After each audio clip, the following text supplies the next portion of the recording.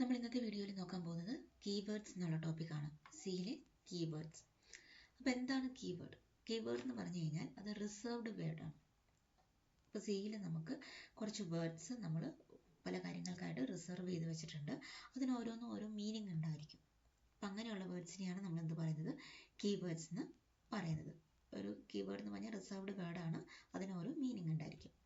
അപ്പോൾ അത് കാണുമ്പോൾ തന്നെ കമ്പൈലറിന് എന്ത് മനസ്സിലാവും, എന്ത് കാര്യമാണ് അവിടെ ചെയ്യേണ്ടതെന്ന് കമ്പൈലറിന് അത് കാണുമ്പോൾ തന്നെ മനസ്സിലാവും. അപ്പോൾ നമുക്ക് സിയിൽ 32 കീവേഡ്സ് ആണുള്ളത്. സി ലാംഗ്വേജിൽ 32 കീവേഡ്സ് ഉണ്ട്. അപ്പം ഈ കീവേഡ്സ് നമ്മൾ വേരിയബിൾ പഠിച്ചായിരുന്നു. ഈ കിടക്കുന്നതാണ് സിയിലെ കീവേഡ്സ്. ഇതൊന്നും നമുക്ക് എന്തായിട്ട് യൂസ് ചെയ്യാനായിട്ട് പറ്റത്തില്ല. വേരിയബിൾ നെയിം അല്ലെങ്കിൽ കോൺസ്റ്റൻറ്റിൻ്റെ നെയിമായിട്ട് നമുക്ക് യൂസ് ചെയ്യാനായിട്ട് പറ്റില്ല. അപ്പോൾ ഇതാണ് സിയിലെ കീവേഡ്സ് എന്ന് പറയുന്നത്.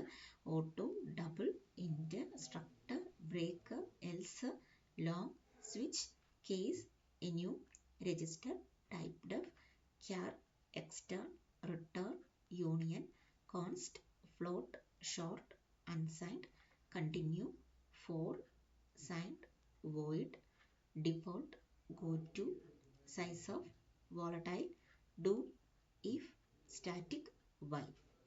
ഇത്ര കീവേഡ്സേ നമുക്കുള്ളൂ.